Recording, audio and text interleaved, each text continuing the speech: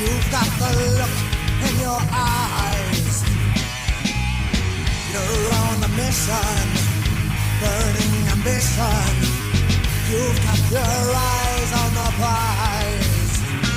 You've gotta rise to the challenge. Show them what you got. Set them to take what's yours. You are kings now, curse of titans.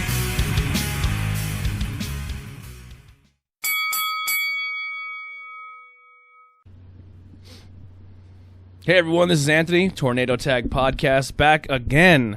We've been doing a lot of these, man. It started off, I wasn't expecting to get so many of these, but we put a post out and the response has been fantastic. So we're back again with the interview series. This is episode number 11. We got on the phone Big Money Mark Carlson, which is also Shawn Carlson. So we're going to talk to him, but if you guys want to show support or show love, all the links that everything we're going to talk about today will be below. So if you want to check out promotions or Facebook pages, merch pages, or anything like that, will all be below. And you can also check out our merch pages and donation pages to help us grow as well. We have a lot of cool stuff in the works for you guys. Hopefully we're getting closer to our live streaming, so it's not just going to be an audio thing that you guys will can listen to. We'll be live, so you can visually watch, and it'll be like a Twitch stream but a podcast. So that's what we're kind of aiming for, and we're getting much closer, and that's because you guys are showing support and buying merchandise and getting the word out there. So we thank you guys so much for the continued support, and we hope that carries over to these people we're interviewing, and you can go show your support and love to the local independent wrestling scene. So what's going on, Shawn? How you been? Hey, man, I'm great. First off, thanks for having me, man. I really appreciate it. I love talking wrestling, so this is an honor for me. Yeah, well, all right, so quick, because some of the conversations may be current time, but the way this goes is due to this COVID, I'm recording almost 2 times a day sometimes, or once every day, or twice a day for the last couple weeks. So some of these interviews are a little dated. So we may talk about things that are current right now, so when you listen to it when it airs, you're like, that doesn't make sense. That's why. I'm pulling back the curtain right from the jump. So if you want to know as a fan where we are timeline-wise, today is Saturday, tomorrow is Sunday, and that will be In Your House pay-per-view. So that might come up in conversation if we talk wrestling as fans. So this way you guys kind of know where you stand here. But with that being said, it's crazy, man. As soon as we got on the phone, I said to you, Shawn, I was like, man, the Big Money Mark, I mean, Tony Khan stole your whole thing. Yeah, I mean, so basically when I got into wrestling, I jumped right into being a booker. Mm-hmm. So a lot of people, I shouldn't say a lot of people, but there were a good amount of people who thought I was a joke when I trained to be a manager and to wrestle and everything else that I'm doing now. But when I first started, they thought it was a joke, like, oh, he's just a money mark. And I'm big on let art imitate life. Mm-hmm. So I was like, if people are going to call me that, well, everybody's going to call me that then. Yeah. It's kind of like the Eminem 8 Mile thing where he does the whole diss on himself and then turns around like, what can you say about me now? That's exactly what I did. Like, I absolutely love it. Yeah, like, oh, he's a money mark. Yeah, it says it right in his name. So now, what is the name of your stable? I know you bounce around with this like a stable of guys. Is there a name for your stable? Yeah, we're the Now Era. The Now Era. That's what. Yeah, I seen your stable at, I believe, Outbreak twice. Was it one? I was once or twice. I'm trying to remember. The shows I was at. We haven't been to Outbreak yet, but my God, like Miles has been there, Grimm has been there. That's what it was. Yes. I haven't personally been there. Love Vox. I was there for like a tryout. I was up there watching. I love Vox. I love the group up there. Just dates haven't worked out and stuff, but hopefully they work out in the future so we can all work together. Yeah, I think that's what it was. I think they came up with the gimmick, like with the money and stuff like that, with the gimmick, but you weren't there. And then I think we crossed paths somehow on social media, but like mutual friends, and then the rest is history. Yeah, definitely. I think I listened to one of your early podcasts. I want to say the Everyday People one. Yeah, yep. Yeah, so I do 4 or 5 different podcasts. So interviews with everyday people is the one that kicked it all off. That's still going, but if you listen to an earlier episode, God love you, because some of that mic quality was atrocious. I actually kind of enjoyed it. It was like a low budget thing. Like, you just have to enjoy it for what it is, no disrespect. And yeah, I was like, hey, this is pretty cool. I respect when people do their own thing and they kind of blaze their own trail. So I was like, I'd like to follow this guy in on this journey. Do you remember what interview or who the interview was with? No, I just remember Vox shared it and I listened to it from there. I'm always looking for new content. Awesome. I listen to 5 podcasts a day from different things. So yeah, that's all I really do is I play video games and I listen to podcasts. There you go. Perfect. So kind of jumped in a little bit there with where you became a promoter and then you kind of took up managing. Not was wrestling not so much an interest, or you kind of wanted to step into that path? Like how did that come about? Well, I guess if we're going to be real, so when I first got into independent wrestling, I was doing a podcast actually, and I was a fan, and I started doing a podcast because in this area down here in Delaware, Maryland, nobody really did anything to reach out to talent and help them. This was 4 or 5 years ago. Yeah. So I put a podcast together and I started really working with people. And then this guy, I did an interview with this guy. His name was Patrick Parents, and he was starting a company called Baltimore Championship Wrestling. And after the interview, we got talking, and he was like, man, you have some really dope ideas. I'm looking for a partner because financially this isn't something I can fully do. And we talked and we signed and we dealed. And it only lasted a year, unfortunately, because he didn't pay the taxes on the company and we lost the license. So I was super frustrated with that, and that was I found that out about 2 weeks after I found out my wife was cheating on me. So it was just hit me in a real deep depression phase that everything was crumbling for me at once, and I kind of took a step back from everything, and I had bought a wrestling ring because I was paying X amount of dollars per show, and I was like, man, if I'm really going to do this, I should just invest in the ring. So one thing that got me through my divorce and everything just crumbling around me, losing my house, losing everything I'd ever worked for my whole life, was setting up my wrestling ring and starting to train to wrestle and manage. Mm-hmm. So that was pretty dope. Now, do you take on matches, or do you just go mostly for the manager role? So I think the manager role is definitely definitely underappreciated. I 100% agree. I love the manager role. I wish it's used more. It's either, so I hate saying this, but it's either used way too much and people that aren't managers are doing it and people that don't deserve to be doing it are doing it, mm-hmm. or it's underused big time. Like in the WWE, they underuse it big time because besides in NXT where Stokely Hathaway, I don't remember his new name, and Robbie E are doing it, you only have Paul Heyman. Yeah. But in AEW, they're doing it perfect because they've got guys like Arn and Jake. Now, if you put a young manager and Taz in there, now. Oh yeah, and Taz. And if you put a young manager in there now, that he would benefit from it because it's like, hey, we have all these older wrestlers, so the manager position is now, boom, it's signed, sealed, delivered. That's a great position. And now you've got a young, unknown guy. Boom, put him in there, and the manager position can then start to flourish from there. That you don't have to be an older wrestler just to be a manager in the company. Yeah. But I mean, on the independent scene, as bad as it sounds, a lot of times it's guys that really shouldn't be out there as managers. Like Captain Decapitate, he's really good. Fantastic. I respect him. Yep. Yeah, I respect him. He puts effort in. He puts time in. Corey Cross is another one that's really good. Yep. I actually learned a lot from Corey just by watching his stuff. But there's a lot of guys. We can't talk managers without talking about the winner, Andy Weinberg. Andy Weinberg's the man.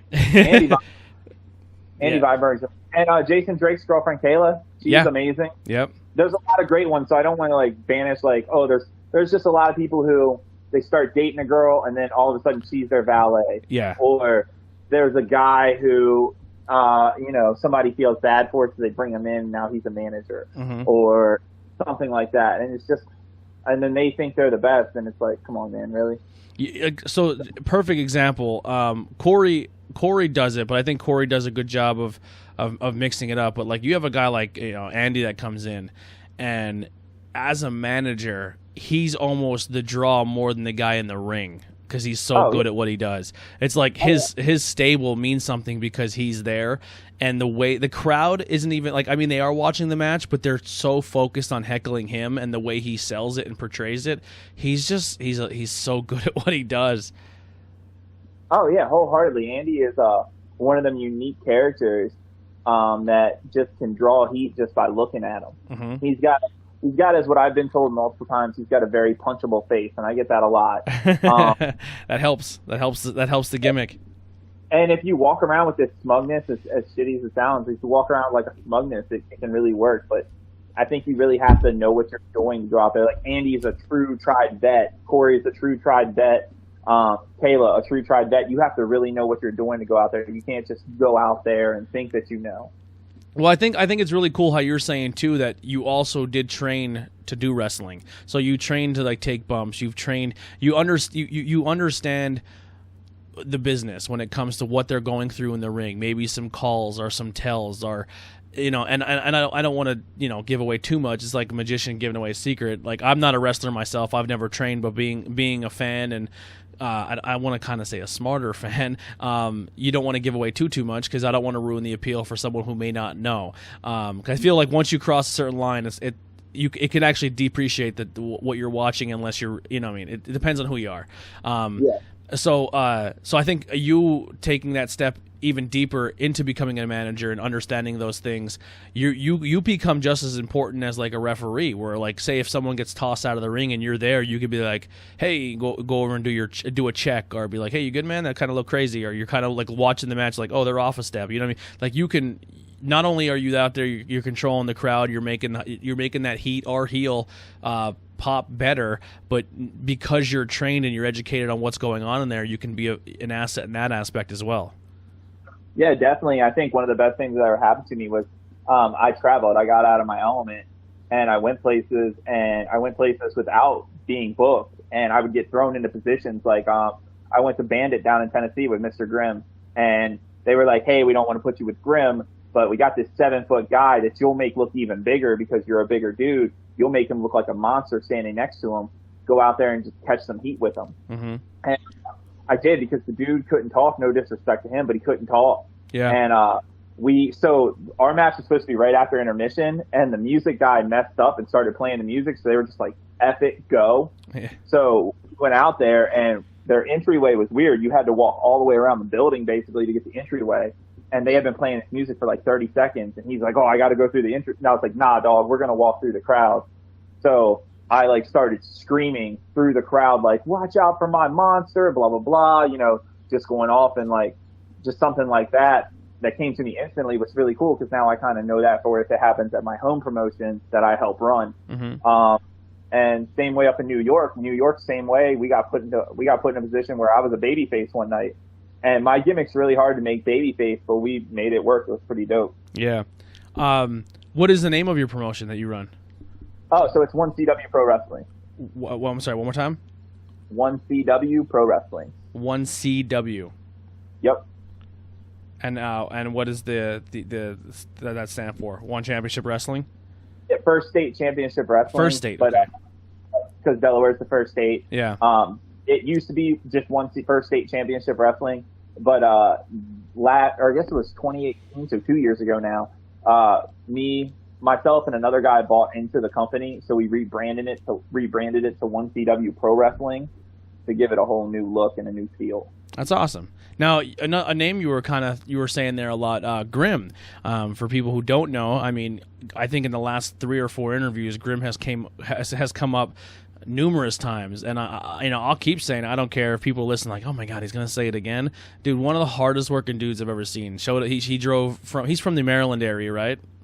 Yeah, so he lives in Bowie, Maryland. Yeah, drove up from Maryland to Reading, Pennsylvania for an Outbreak show with his four kids, maybe more. I don't remember, but he had a bunch of kids with him. Like, that was a car full, and he went out, wrestled main event match, went out there and killed it. And as soon as he hit the curtain, he's over checking on his kids, changing diapers. Like, the dude puts the work in. He's willing to travel, and it paid off for him. He made his 3rd appearance on AEW in a row.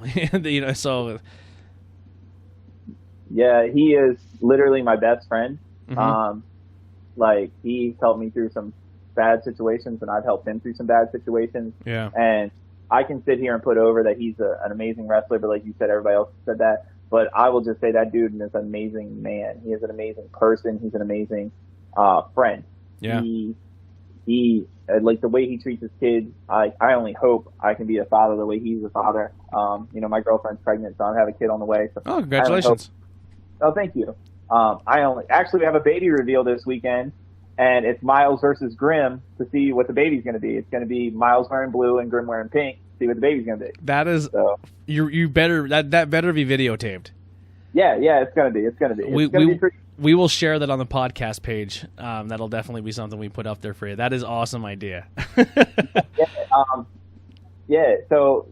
But Grimm is just an amazing friend. Like, I can't say that enough. Him and Miles, I think us three just clicked because we got along so well, and we're just three really great friends. Mm-hmm. So the gimmick, the now era thing that we travel, we live, we breathe for each other, we're brothers in arms, that's not a gimmick. That's really us. Like, those are my boys.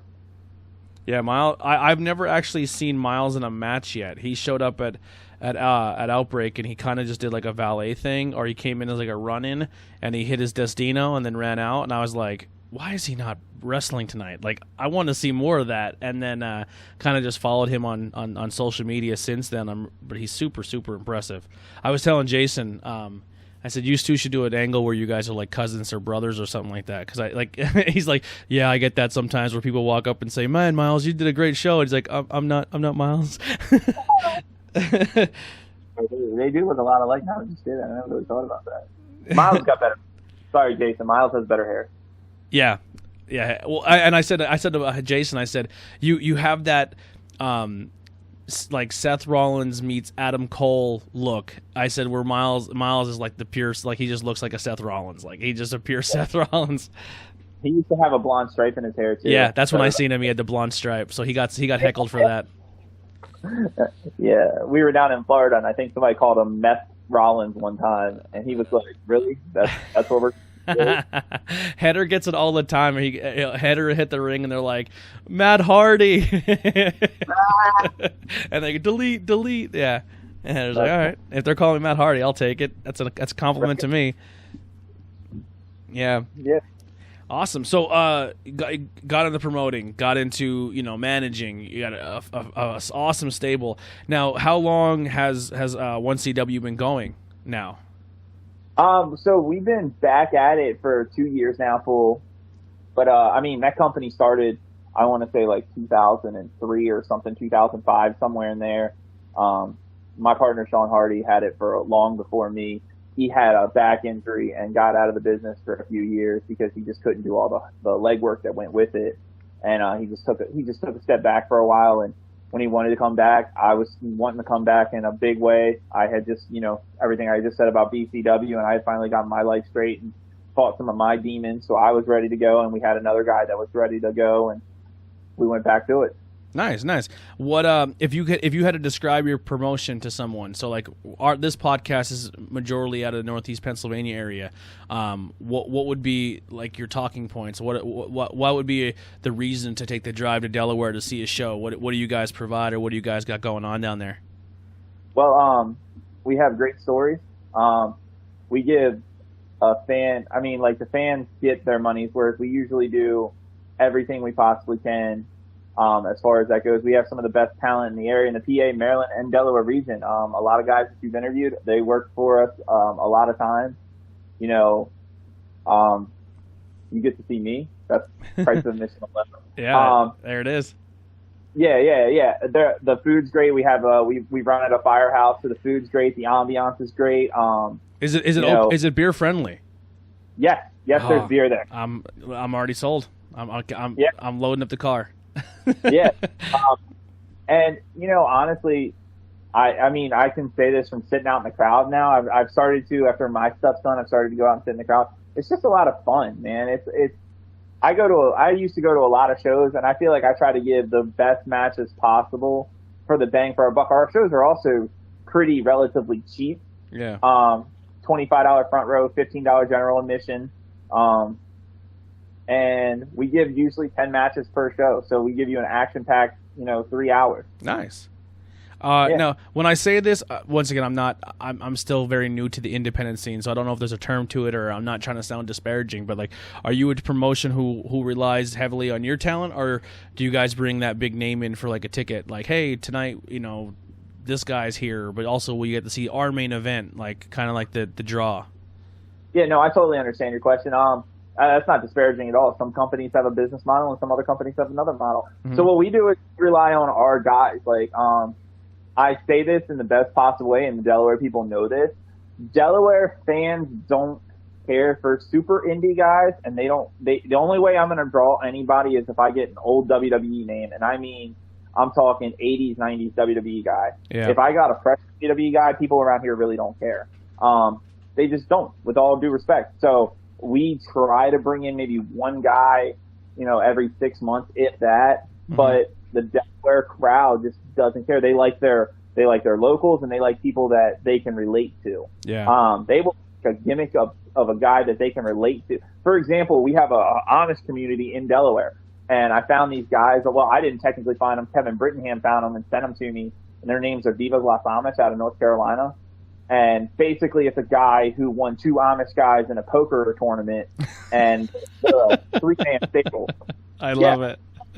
And I watched a promo of them, and they're sitting in the bar. They go into the bar, and he asks for a whiskey, and they both ask for milk, and they like take the shot of milk, and they're like, "Oh, that's so fresh, that's good stuff." And but like the first show, I booked them, and I was like, "What are you guys?" And they were like, "We're heels," and they went out there, and they just got over his faces. And now my fans, I kid you not, they'll be like, you got to bring them back. So they've become a staple to our company just because the crowd absolutely loves them. They dig their gimmicks. So please tell me they come out to Amish Paradise. Yes, they do. Yes, they do. I love it. If they didn't, I'd be highly disappointed if they didn't. Yeah. Well, what was that big show that was huge on TV, like maybe 4 or 5 years, like the Amish Mafia? Remember when that was a big thing? Breaking Amish and Amish Mafia. Yeah. Yeah, I remember watching that on TV. I'm like, holy shit, they got a mob. This is great. It was very, very good entertainment. When they turn heel, they can be the Irish mob. Not the Irish, the Amish mob. It'd be great. Yeah, they have a great heel gimmick, but like I said, I don't know what it was. It got over.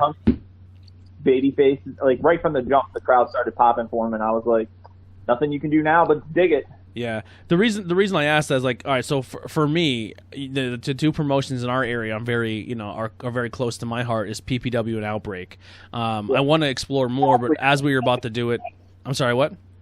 2 vastly different companies at that. Just as you said. Outbreak. And I'm sorry. Go ahead. There's a little delay. It's just tough with over the phone. Oh, I'm sorry. Yeah. Outbreak, they rely hard on their stories and their people, which is awesome, and PPW, they bring in the big names, there's nothing wrong with that. No, not at all. Well, and they draw big crowds for it. Yeah, PPW has a great story as well. I don't want to discredit them there, but so what kind of not frustrates me, but like with the PPW fan base sometimes is they maybe the 1 week they don't have a big name, they bring another guy in, and then their attendance kind of takes a dip, and I'm like, well, that's not really fair to them, because like if you're there every week and you're only there because Billy Gunn's in attendance, but when Blue Meanie's there you don't want to be there. First off, you don't like Blue Meanie's a fucking sweetheart. You should anywhere he shows up you should want to be there. And second of all, like PPW has amazing storylines and they bring a lot of House of Glory guys in there, and there's a very high chance that a few of those guys are going to be on TV 1 week and you didn't want to show up because the main name wasn't there. And I'm like, that kind of bums me out sometimes when wrestling fans, and this is not a shot at promotions, but this is more of a shot at like fans here. Like, don't just get suckered in because you see a big name on the poster. Go and actually support that talent, because you're going to turn around one day and be like, oh my God, I remember when I used to go to these shows and I see these people wrestle. I'm like, great example. When I was talking to Sicken, like his shows had Mia Yim all the time. Nyla used to wrestle all in these different states in our area. Ace Austin, all these guys, like all these talented people were all over the place, and now they're wrestling in AEW and Impact and WWE. And you didn't go see their shows because they didn't bring a big name in. So you definitely got to show your love to the men and women that are in the ring now as the independent scene. Yeah, it's a hard business to keep up with, and honestly, it sucks because sometimes I don't know how to put it, but it's like if you go to your favorite restaurant and they have like a Friday night special every Friday night. And let's say it's steak and lobster for $20 every Friday night, right? Yep. So you get accustomed to going there every Friday night because you know that steak and lobster is going to be there, right? Yeah. Well, let's just say the next Friday night you go and they have, you know, meatloaf for $8.99. Like, yeah, it's still good, but you're like, this isn't steak and lobster for $20. You know what I mean? Yeah. But if the restaurant turns around and gives you an awesome waiter staff, they give you a great greeting when you come in, the atmosphere of the place is fantastic, it plays good music, and it just has a great environment. Hopefully that when they switch it up to meatloaf one, you're like, you know what? I love the waitress. We became friends. I love the staff. I love the personalities there. I'll go have some meatloaf tonight, you know? Yeah, but you got to also understand you're like 50% of the people are like that, where the other 50% are like, nope, I want my steak and lobster. That's all I really care about. Absolutely. So yeah, it sucks that that's the kind of world we live in. Unfortunately, is if you give too much for the same price, when you bring it down a little, like if you go all out for one show, like for example, when we have cage shows, we raise the price by $5. Yeah, because we're on a cage, we usually bring in a name for that show. So that way they understand when we go back to our normal price, we have our normal stuff, but this time you're going to get better. You know what I'm trying to say? That's a cool idea, yeah. I never even thought of that. Yeah. It's super hard. Like, I don't mean to disparage anybody, but it's super hard to be, and it's like any restaurant, it's like any other business. If you're going to raise your price, you got to give more, and if you're going to give more, you got to give them a reason to come back for the regular still. Yeah, I agree. That's definitely... I'm tell you what, man. I mean, when wrestling comes back to normal, if you know when Grimm shows up in local promotions now in the area, you know his stock went up a little bit. Like I was on AEW one time, people were like, "Oh my god, I remember that." Like I was with Tyson. We talk about that all the time. We're like, we keep sending each other stock market graphs about his stock, and it's just up. I'll tell you what. You know what had me? I mean, being in AEW is awesome. But as someone who was a huge mixed martial arts fan, and you get to walk out with Mike Tyson, Rashad Evans, Vitor Belfort, and Henry Kalu, I can never say his last name. I would have been like, oh my god, this is fucking awesome. I have no idea do you know who the guy was with the black eye makeup on? He's the only guy I didn't know. Yeah, me either. But all I can know is, like, honestly, Grimm was like messaging me. He's like, you got to watch till the end of the show. Yeah. And so I go to bed usually early because I wake up super early. So I was like up and I was like, it was like 9:50 and I was like, there's no way Grimm's running out in this promo.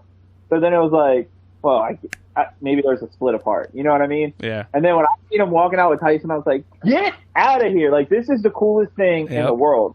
You are with one of the icons of the world, not like, you know, wrestling, not boxing even. Mike Tyson's a world-renowned name. Yeah, and three of the other guys are all former champions as well.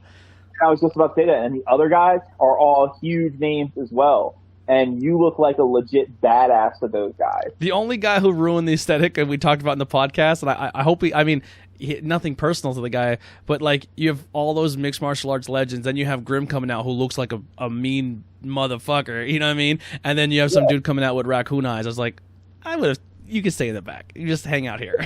You've been better off just to hang out, man. Huh? But I said he should have been better off just to hang out, but whatever. Yeah. He could have hung out with Butcher and the Blade because no one understands why they changed it up either. We're still figuring that one out.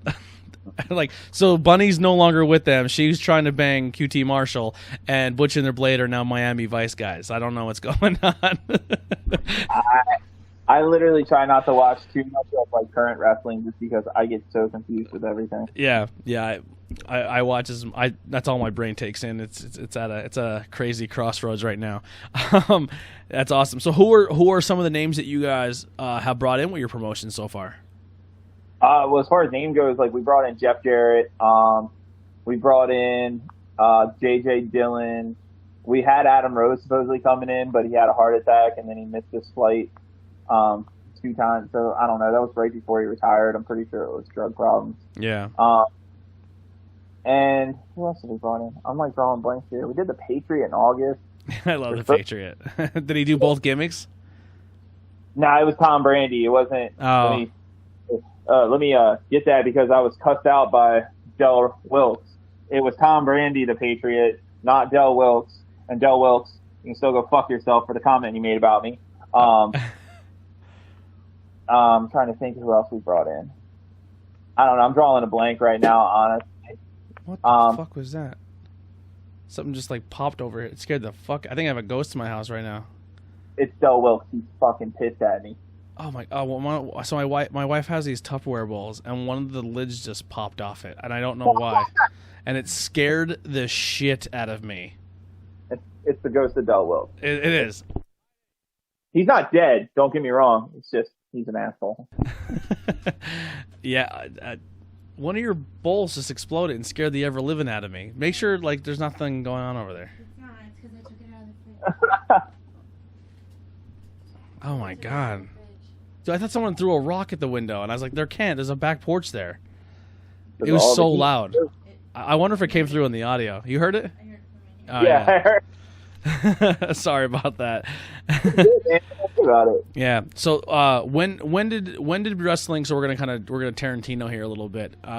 When did you become a pro wrestling fan? Oh, back in 96, 97 when I was a young kid. How old are you now? If you don't mind me asking. 30 in December. 30? Okay, cool. I got you by a couple years. I'm 33, so we're not too far off from one another. So you started what time you said? Or what age? What age? I think it was 96, 97. So like right at the Attitude Era jump off. Yeah. So I tell people this all the time. I actually was a big WCW kid. My dad was a big Macho Man fan. I was a huge Macho Man. I just made my wife watch like Macho Man promos, and then I made her watch the moment where I cried like a baby when Macho Man got bit by a cobra from Jake the Snake. Yes, I make my girlfriend watch Dusty Rhodes, Ric Flair, and Macho Man promos. I should make her watch Dusty because she never understands when I do the voice. I gotta show her some of that stuff. If you will, baby, just let me play this video for you. All right. The hard times, baby. The hard times. Yes, but so it was like 96, 97, my earliest memories of it. Yeah. Who was the first guy that really caught your attention, or that kind of really sucked you in? So definitely WCW, Macho Man, because my dad. Mm-hmm. I was a big anti-NWO kid because I believed in the good versus evil. So. Hulk Hogan, Nash, and Scott Hall were the only three then, I think. Mm-hmm. And, I was a big Sting, Benoit fan. I remember the first people I ever, cheered for and screamed for was when the Four Horsemen came back. When Arn gave his, the Four Horsemen speech and Ric Flair came back and they were crying in the ring and everything. That was the first moment I ever remember fully getting involved in, I guess I could say. Wow. Now, were you drawn? You said you were a big face guy. So a lot of the faces. Were you drawn in by the singles matches, tag matches? Did managers catch your eye at that point in time? No, managers didn't. Actually, for some reason, I loved Bobby the Brain Heenan. I guess I didn't love him. I loved his work, I guess, as a kid, but I hated him because he was always for the bad guys, and I was always like, "Shut up, Bobby! Shut up, Bobby!" But yeah, man, I guess singles matches. So my dad was a pretty shitty person, so I didn't really have a good male role model. Mm-hmm. So I guess I gravitated towards good male role models. That makes sense. And yeah, so when I had a shitty father, so 6 days of the week, I have a heel as a dad, but that one night, that Monday night, I can sit in front of the TV for 2 hours, good guys prevail. So that was pretty dope. Yeah. I was definitely a heel kid, but it's crazy because I was such a superhero fan. I was Ninja Turtles and the good guys over the top of the bad guys all the time. But when it came to pro wrestling, man, those heels were my thing, and I was a big manager fan too. You had your Jim Cornettes and your Jimmy the Harts and your Miss Elizabeths because I was a WWE kid. When they all jumped ship and went over to WCW, I was so betrayed. I felt like Macho Man tore my heart out, and I was just like, why did you leave? I was so mad. So I refused to watch WCW. That's why I tell people now, if you're really a wrestling fan, don't get sucked up into the nonsense between I can't watch AEW because I'm an NXT. Watch them both. You're gonna miss out on some good stuff. If you can watch them both, do it. Don't hold yourself back because I made that huge mistake for most of my wrestling childhood, and I missed out a lot of cool moments, like WCW moments, you know. So I definitely tell people to definitely experience everything you can experience if you're definitely a fan, because there's really no other better time than right now to be a wrestling fan when it comes to content and so many different promotions, and the landscape of wrestling is changing, and it's changing for everybody. The fact that there's so many promotions and the indie scenes are popping up, you never know who's going to show up on your TV next week that you've seen at a local event. So it's just a cool time. It really is. It's a different time too. Yeah. Know? So that being with WCW, like one of the things that turned me off with them was when they would go supers. Like I remember my friend would come to school and he's like, "Yo, what the hell was that? The Stormtrooper guy, the Shockmaster, RoboCop, Chucky, the Mummy, the Wizard." I'm like, that's all. Yeah. I was like, I'm not watching that. Yeah. I remember. I don't remember what it was, but I had like a knight. I had like the knight armor as a kid. You could probably buy it at Dollar General or something, you know, like the chest plate and the helmet. And I remember when I first seen Glacier, for some reason I thought I would look like Glacier if I put that stuff on. So every time I'd hear Glacier's music, I'd run back and like get my gear on and like come out and punching, like thinking I was Glacier. Yeah. Man, retrospect, how dumb of a kid was that? You know what I used to do? I used to put on like 4 or 5 different pairs of jogging pants, and then I was the kid who would put the CD on in the CD player or the cassette, and I'd have it queued up, and I would play the music, and then kick my bedroom door open like I'm hitting the curtain, and I was Shawn Michaels, and I would take off all of my pairs of jogging pants and shake my butt like a male stripper. That was me. Yep. And then when Stone Cold's music hit, I would climb up every one of my dressers and put my hands in the air. Yep. Reenacted any intro I could.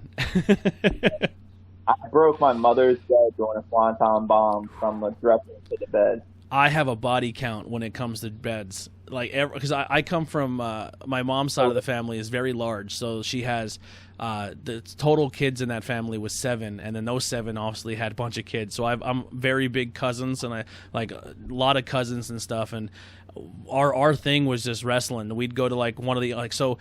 You have to think, my mom has 6 other siblings, so we go to their houses, and if they have 3 or 4 kids, they all have different beds. So there's not many beds that survived the late 80s, early 90s, 2000s when it came to bedrooms, because we were in there body slamming each other and snapping legs off, and we'd sneak up and find books somewhere and prop books underneath and hope we didn't get caught. But yeah, we destroyed tons of beds, we literally lost track. Yeah, I can only imagine. Honestly, I was eating.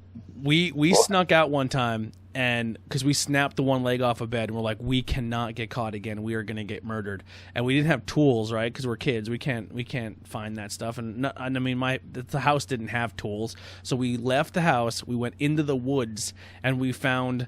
Like we got a rock from the woods and cleaned it off and brought it in the house, and then pulled the bed skirt down so you couldn't see what was there, and then put the rock under the leg of the bed, and it was like the perfect height so it wasn't like misbalanced, and we got away with it for like a year, 2 years, until someone, it got moved or something, and they were like, why is there a rock under my bed? And they're like, oh, the bed's broke. These fucking bastards. Yeah, tons of beds got smashed. Wrestling, yeah, was definitely a huge thing. Were you a video game kid? Did you play like the N64 games and stuff? Yeah. WrestleMania 2000 and No Mercy. Yep. And I played that up until I want to say 2006. Like I'd still hook it up and play. I guess it was 2009. Yeah, I still have mine. We hook it up every now and then. Yeah, those games were so good. No Mercy was such a good game. Yeah. The WCW ones were good too, and even though I wasn't a WCW kid, those games are fantastic. The WCW vs NWO World Tour, and then WCW vs NWO Revenge. Yeah, the World Tour was cool because it had so many Japanese and stuff. It was cool. With a little bit of a fake name. Like it was like Jushin Liger, but it was like Tiger Man or something. Like they just changed it a hair. Yeah, exactly. It's pretty dope. Yeah, such good games. If you have, supposedly that's what AEW is trying to do. They're trying to recreate. I guess AEW is trying to do it, and now WWE is changing up the next SmackDown game to have more No Mercy style controls. Huh. Yeah, they're trying to really bring that control scheme back. I'd actually buy a game then. Yeah, I hope they. Yeah, I just watched the whole press conference of the new developer of the WWE video game line, and a lot of the things he was saying, he's like, "Yeah, we know we messed up last season, like last game, and we're revamping everything. Like, we can't wait for you guys to experience the new. Like, they're taking the whole year off, and they're going to revamp everything and come back in 2021, I think. Yeah, like they're gonna wait a whole year, or even 2022, and then bounce back. That's dope. Yeah. So, what do you watch now? You said you don't watch a lot of pro wrestling stuff, but if you what promotions do you try to keep up with? I keep up with AEW, and then I watch a lot of independent stuff on like IWTV and YouTube and stuff like that. If I'm gonna watch, I'll keep up with that just to see what's going on and look out for new talents. I actually watch a lot of matches, just the talents that send to me to look at. That's a lot of the wrestling I watch. Yeah. I would feel like I'm cheating everybody if when I got to sit down and watch wrestling, I didn't watch tape that people sent me for stuff. Yeah. Now, what is the camaraderie in your area when it comes like the Delaware, Maryland area? Like, for the most part, from what I see here up in Pennsylvania, it seems like every promotion kind of is willing to work with one another and share talent. Is it the same? Is it the same down there? Yes and no, I guess. I feel like I have a good relationship with a couple promotions down here. I also feel that, a lot of people, like up there, they at least work together. Like they know if you're a heel, we're not going to put you babyface.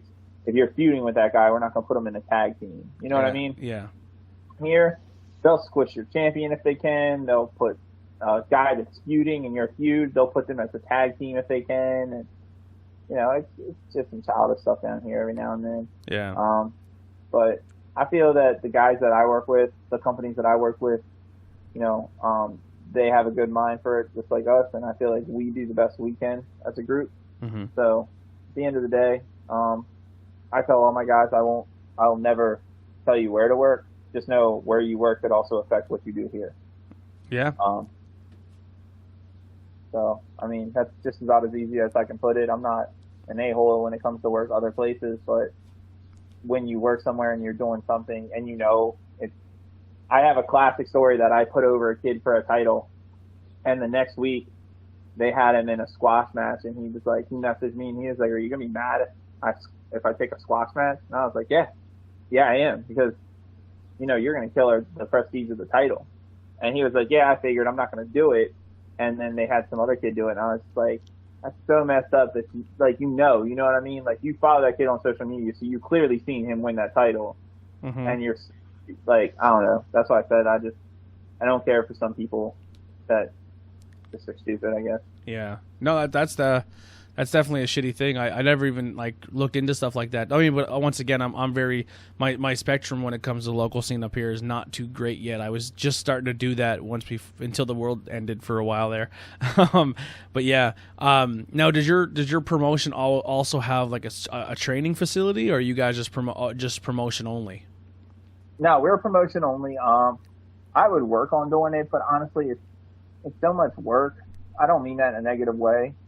But there's a great training facility here in Delaware that we have a great work program with. They're called Totem Pro Wrestling, and they basically train guys and they put on little shows. And I don't mean that disparagingly. They just have a smaller building, mm-hmm. and they put on shows, and I think they make decent money to pay the bills and stuff. And then those guys will work for us too, and nice. we have a great working relationship with them guys. When it comes to championships, what do you guys have when it comes to title belts for your promotion? So we have the heavyweight championship, which is held by the Hitman for Hire, Mr. Grimm. We have tag team titles that's held by Sage Matthews and Alan Clayball, Dog Nation. We have a cruiserweight title, which is held by Tim Taylor, and we have our, I guess you would consider it, intercontinental, called the Bulletproof Championship, which is held by Miles Millennium. So that's like the secondary title, right? Yeah, it's kind of like our TV title. It'll be defended every show no matter what. Mm-hmm. And then we have a hardcore title coming soon, the 1CW, the hardcore title. And then we do a cup every year. So last year, a good friend of mine passed away due to suicide in April, and in May I did a cup for his family, and now I do a cup every year for him. it's a tag tournament. Last year we had a huge amount of teams, and this year we're going to have 32 teams. And we're doing it during the coronavirus. If you're listening to this, it's probably already started, but June 27th to 28th are the first 2 days. So we'll have 2 quarters that day. So it'll go all the way down to the semifinals that day for both of those. Mm-hmm. And July 11th and July 12th, we'll have the second quarters of them. Are you still looking for teams, or you're pretty much all booked up? I have a few open spots for the July 11th, July 12th dates, but the July 27th. Hit up Andrew hit up Andy and Matt Turner. Blue and Gold's itching to get into some tag team stuff, so hit them up. Yeah, definitely will. We have a great tag. Like I said, we have 32 teams. Well, we have 32 spots. I think we have 28 teams or something. So we've had a definite awesome amount of talent reach out, and we started live streaming that the 27th and 28th. So both days will have live stream to them, and we're doing it right here at the Carlson compound, which is some parts unknown Delaware. So that way nobody can come after. Absolutely. How are the restrictions been down there when it comes to everything? They're not terrible. We have to get a permit, and they're not terrible. We don't know when we're going to get the live shows. We were told that we could have 250 people outside, and then we start talking to our venue and everything to do an outside show. And the commission says we can't do an outside show, that we have to wait till phase 3. But luckily, June 15th, phase 2 kicks in. So hopefully, fingers crossed, everything works good. We get back to normal life here soon, and we can kick up and go from there. Yeah, Pennsylvania is, I guess they're saying, yeah, you can do a show, but you can only have like 100 people in the building. They all have to be 6 feet apart, and then you have to pay for every single person that's on staff that night. So doctors, ring people, every worker, every talent, it all has to take a corona test, and that's $100 a pop. But you can only have 150 to 200 people in your crowd. So it's just like the money doesn't equate. Like you would do, like Pennsylvania shows are pretty much going to be screwed for a while until that all changes. Yeah, I think honestly, that independent wrestling for live crowds won't be until either late this year or 2021. Yeah. It bums me out. Like, I do appreciate, obviously, that, AEW and WWE can still do it because they have money.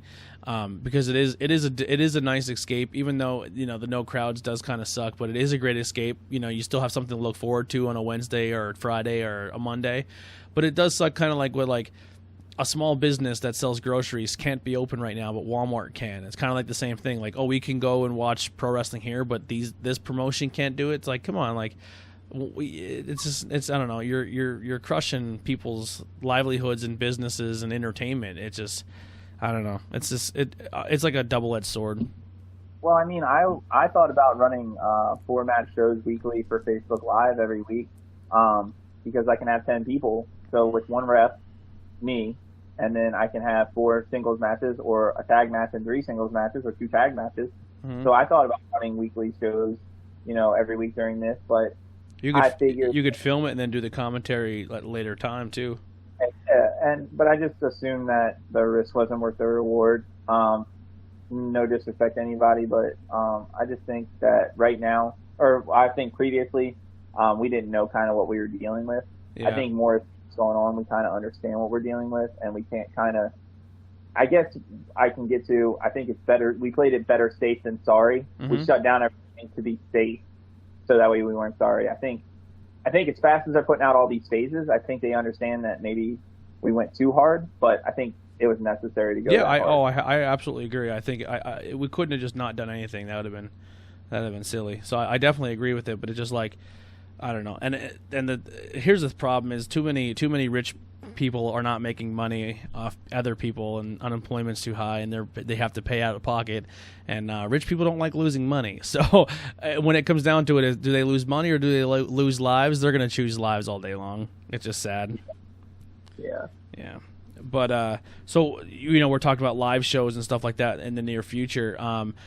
So it's one of my normal questions would be like, well, what are some future plans? But it's everything's just so up in the air with everything going on. But let's take a couple moments here and let's put some people over. What are some names in your area of some people that you should be looking out for, searching on social media, finding matches of like some talented people that people should know about? Well, of course, we've already talked about him, the Hitman for Hire, Mr. Grimm, Miles Millennium.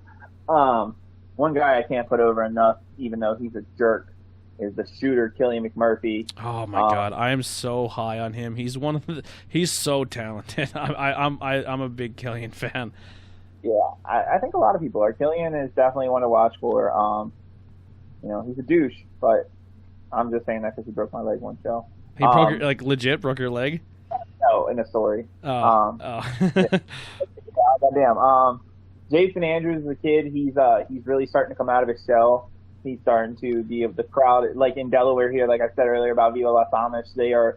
He's one of them guys that the crowd literally just gravitated toward instantly, that they feel they relate to him on such a level. He's somebody that's getting better and better every show. I think he's somebody to watch for in the future.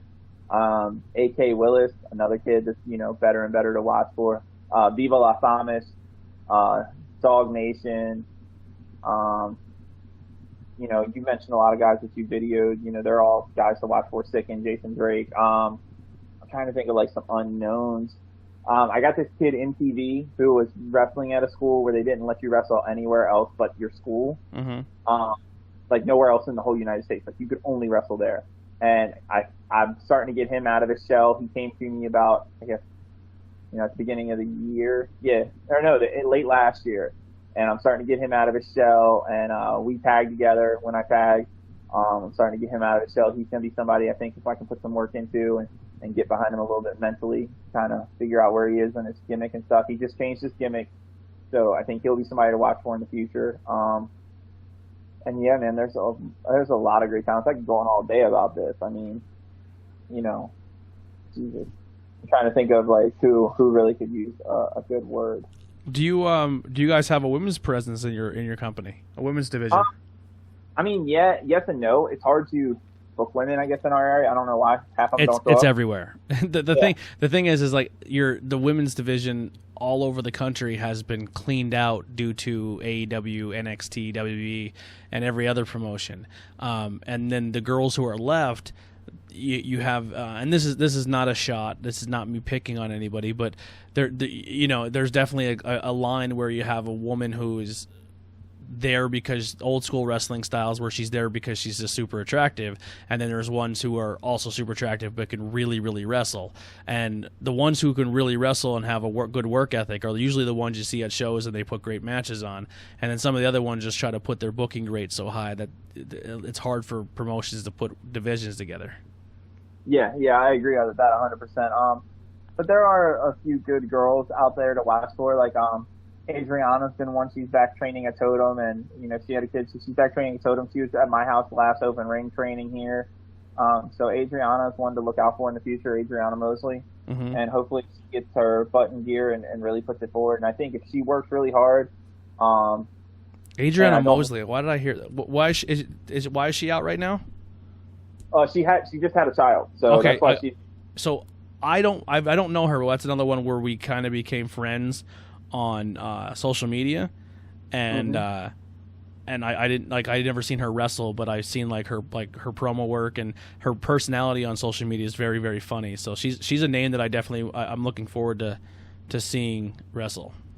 Yeah, if Adriana puts the work in, and she knows this too, so I have no, I will never say anything that behind your back that I can't say to your face. So Absolutely. I always say whatever. Adriana is one of them girls that if she actually put the work in and she put the time in, and what she's doing, she will get better and better. But I think right now for a long time, she was at a place where she had a guy tell her that she was really good, and she wasn't.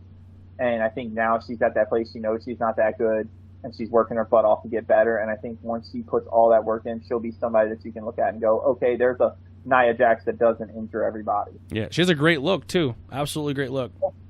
Yeah, she could be a great indie Nia Jax. She probably do it now, but I think once she puts the work in, she could really be a great presence. Yeah. To do. I definitely agree with that one. We have our women's division up here is just so scarce. We have maybe 4 or 5 just superstars that they're just really, really good in the ring, and their characters are great, and they just work their asses off as performers. But yeah, it's hard to get one going in the area. The one girl's name is escaping me from up there. I love her to death, and her name is escaping me, and I feel like such an ass for it. She's the redneck girl. What's her name? Oh, yeah. I just had the same. As you said it, I seen her face, and it just left me as well. Autumn. Yeah. Autumn. She is so good, and I think she is getting better and better, and she's training up at the dungeon, and they're great guys training there. I'll never forget. I forget her gimmick name though. Yeah, it's something the redneck girl. Oh my god, why am I?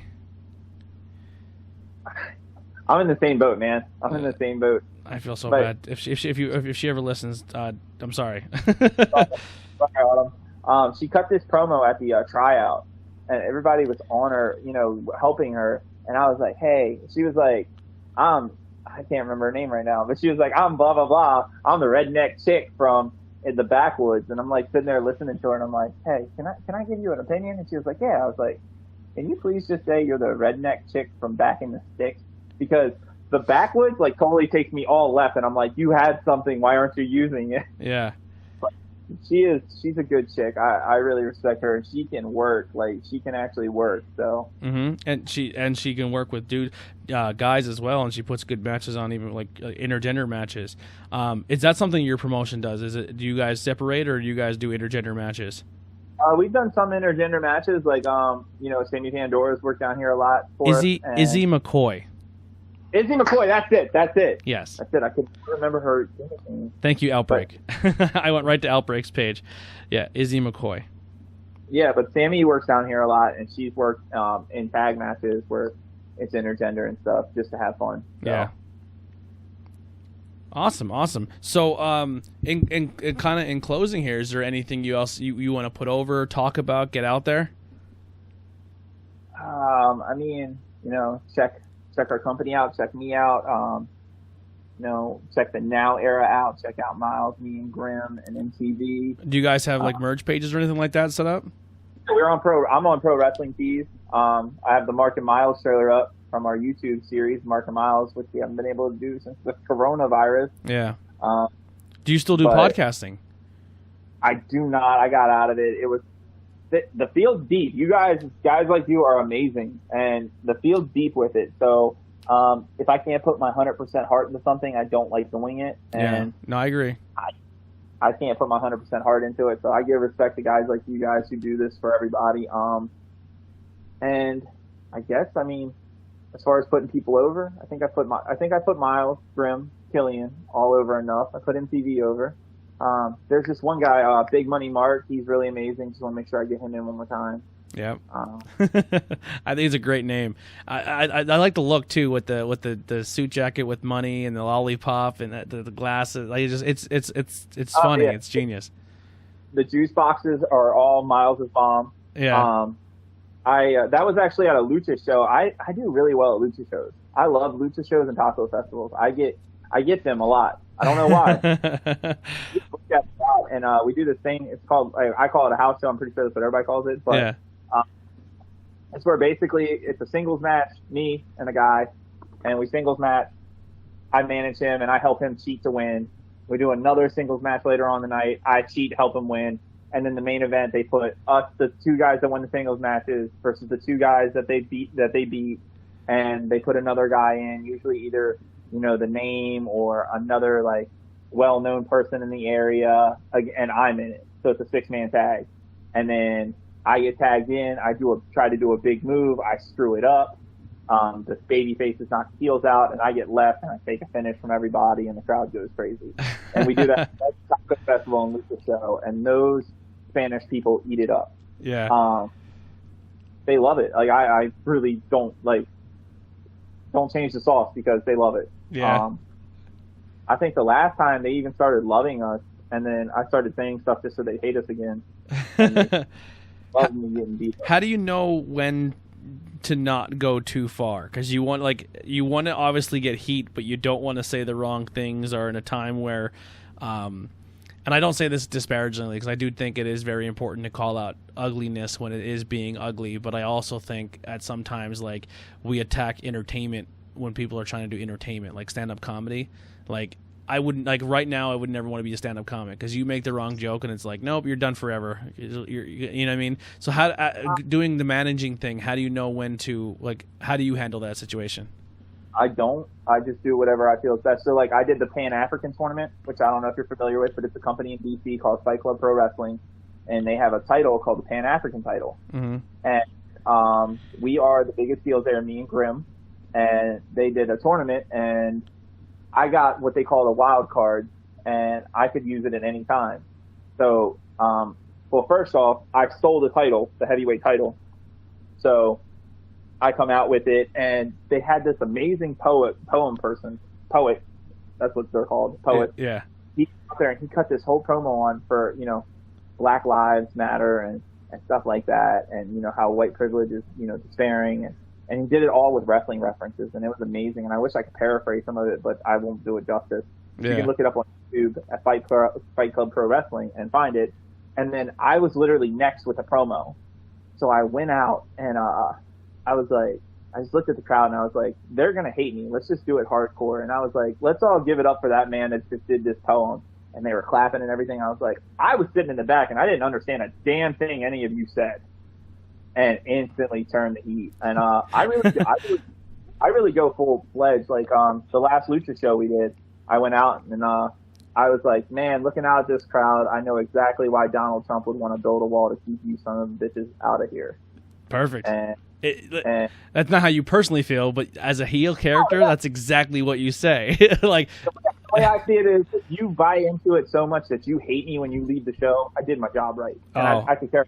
If you booked me as a manager and I was doing a lucha house show or a lucha like a luchador style thing, you better believe I'm buying a red hat and a white marker and I'm coming out. No, that's that story. First show I ever did, I used the Trump 2020 flag. It was Trump 2016 flag. And I used the Trump flag, and I got my teeth broken by another worker, and the crowd loved it, despite me bleeding everywhere, because they really thought I was a piece of shit. Yeah. And they wanted, if I would have died, they'd have clapped. Like, that's how crazy it was. Like, they really buy into it. So I have a lot of fun at those shows because they really buy into your character. And this one guy was, like, screaming the whole time. He's like, Viva la Raza, you know. And he was, like, right in my ear, and I turned around, and I was like, you don't shut up. You're going to die just like Eddie did in a hotel alone. And I turned back around, and, like, this little kid sitting next to him started crying, and I was like, yeah, I said what I said. And then meanwhile, you're like, I'm sorry, Eddie. Yeah, exactly. I'm like, oh my God, Eddie, please. Vicki Guerrero, I have a hilarious Vicki Guerrero story. I gotta tell you the story. So, it was me, Grim, and Miles, and we're heading down to Florida. And I take my Chihuahua. I used to take my Chihuahua with me everywhere. And he was a puppy still. And we're driving down to Florida, and we're running late. And all of a sudden, the whole car smells like shit. And I'm like, oh my God. So we pulled over on the side of the road. Luckily, Grim had baby wipes because he has, you know, like you said, 100 kids. And I start taking all of the baby wipes, and I pull out the bottom of his crate thing that I have, and I just throw it on the side of the road. And I'm like, we got to go. So I put him back in the bag. He's all cleaned up. And I take off. We take off. So we get to the show, and it's called the River City Wrestling Con. So it was a big convention. And we get there, and Vicki Guerrero is right next to Elijah Burke. And Elijah Burke and me go way back. And I walk over and I hug Elijah. I'm like, man, how have you been? You know, we start talking. Well, I forgot I had the bag on the side of my arm. So when I go back, I knock her can of markers over. And I'm apologizing. You know, I'm so sorry, blah, blah, blah. I'm like, I'm not used to carrying this bag around with me yet. And she goes, oh, my God, what's in there? I was like, it's a Chihuahua. And she's like, can I see him? So I pull him out, and she grabs him and just brings him in and starts kissing him all over. And Miles and Grim both look at each other, look at me, and like, peace, motherfucker, we're out of here. Yeah, that dog is covered in shit. So the whole time I'm sitting there like, this dog was just covered in shit. Oh my God, what if he has shit on him somewhere and she just gets it on a shirt? Because she's wearing like a white shirt. Yeah. And I'm like, God, what if she gets shit on her? Oh my God, what if she tastes shit because she's kissing all over him? Like, what happened? And I'm just sitting there like biting my lips, and she goes, well, if you want me to, just leave his bag here. You guys are in the first 2 matches. Just leave his bag here. I'll watch him during your matches. And I was like, nope, and just yanked him back and put him in the bag. Like, nope, you're not shit covered bag. I love you too much, and I respect you as a human. I can't do that. I was like, she's such a sweetheart, man. Like, I don't know. I'm very like I'm happy she's on TV at AEW. I get excited when I see her. She just seems like a fucking awesome person. Yeah, I mean, that weekend I gained a lot of respect for people that said, you know, people are wishy. Like, I've heard Vicki Guerrero was a bitch to people in the back, and I had nothing but good things. Kevin Nash and Scott all the same way. They were so awesome at that con. We went to catering while they were in there. And we were like sitting at a table next to him, and Miles was wearing a Killing the Business t-shirt, which was him and Tim's tag team name. And Scott Hall was like, "You really killed the business?" And Miles was like, "Well, I mean, like in a good way." He was like, "Yeah." And Miles was like, "Yo, that was so cool." And I was like, I'm still not used to that. Like I said, start of the year, almost coming up on 2 years, and just a bunch of dudes sitting in the kitchen talking. I mean, we have one guy on our show who's a worker, so he's used to it. You know, he's wrestled people, but I get invited to our first BPW show, and I walk in, and the day we're setting up for our first show, it's Billy Gunn and the Brooklyn Brawler.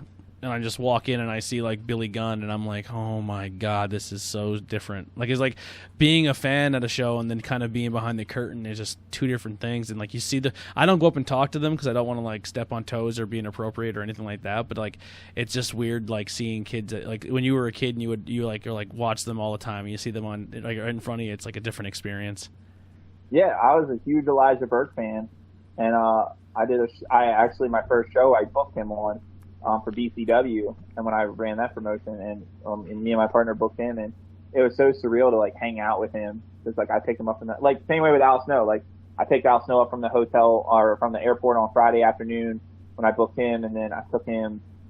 We had to go to another promotion to sign tickets or sign autographs, and we did like so much shit, and just driving around with him and shit was so cool. It was like I watch you and yell head all the time, and now you're like in my truck just chilling. Like, it was such a mind-blowing experience.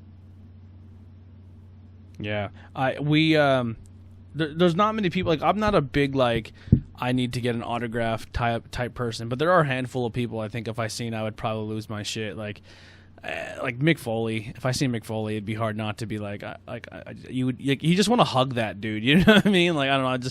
But he's very high on my list. I know, but Shawn is. But I know Shawn would be like, "No, kid, get the fuck away from me." I'm like a huge Shawn Michaels fan, but I am very well aware of his credibility, like how he treats. You know, he wasn't always the greatest person on the planet. But yeah, I don't know. There's just so many cool ones out there. So when you getting the opportunity to see them, in person, it's just it's different, much different. It is. It's wrestling's so cool. That's the only way I can say it. Wrestling's so cool. Yeah, and like I said, like how you're saying, like you went through some really dark times in your life, and wrestling really pulled you out of it. And it happens for a lot of people. It's a great escape. Yeah, wrestling. Honestly, I say this all the time. Like, a lot of people leave the business and they're like, wrestling didn't give me anything, and some people are like, wrestling gave me everything. Honestly, I can never pay back pro wrestling. Without pro wrestling, I probably wouldn't be alive, being 100% uncandid. I probably wouldn't be alive. I was in a really, really dark space, and I would have never met my girlfriend. She volunteered at the firehouse that we ran shows at, so I would have never met her, and I would never have a kid on the way. So pro wrestling has given me literally everything in life. And that's great to hear, because the positivity side of things, it's more than just what people think. It's, oh, you're just a bunch of guys out there fake fighting. It's more to that. It's a community. It's entertainment. It's theater. It's stunt Shakespeare. You know what I mean? Like it's everything you want it to be. And there's great spots in wrestling, and there's dark spots in wrestling history. And it's just you gotta take it for what it is. But it's a great thing.